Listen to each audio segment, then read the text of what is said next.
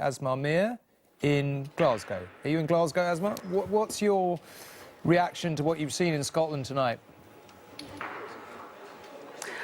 Well, I think it's interesting because at the beginning of the night, we were thinking that maybe 6 out of the 7 Glasgow seats would go to the SNP. And in the end, especially after that exit poll that said 58 seats out of 59 would go to the SNP, we changed our minds a little bit. In the end, it was a clean sweep for Labour, a clean sweep for the SNP in Glasgow. And what's interesting is that there weren't any, massive names like Jim Murphy or Douglas Alexander. There was Margaret Curran, of course. But what's really interesting is that the SNP have never won a UK parliamentary seat in Glasgow, and they did so resoundingly.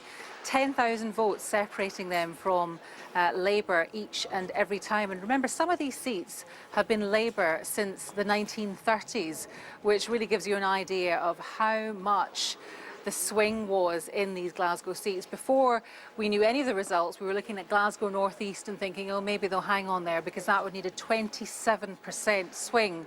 In the end, that became academic, because as you saw, other seats in Scotland had a 35% swing from Labour to the SNP. So a terrible night for Scottish Labour in Glasgow, and a remarkable one for the SNP.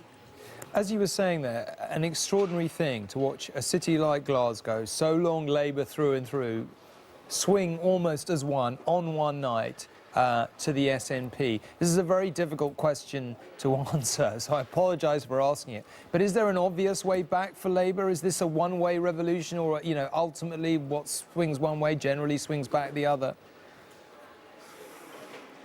Well, it's interesting because a lot of people were saying that many of the seats in Scotland that were Tory or Unionist back in the 1950s, it took the Tories about 50 years to lose their way. It's taken Labour just 5. And you would expect from that no, it's going to be a very long, hard road back for Labour.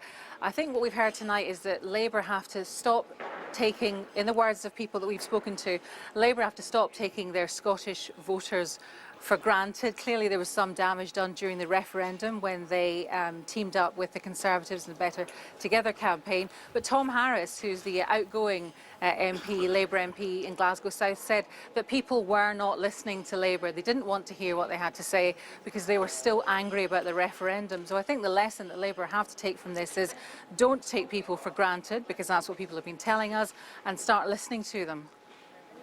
An incredible night in Scotland. Asma, thank you very much indeed for taking the time.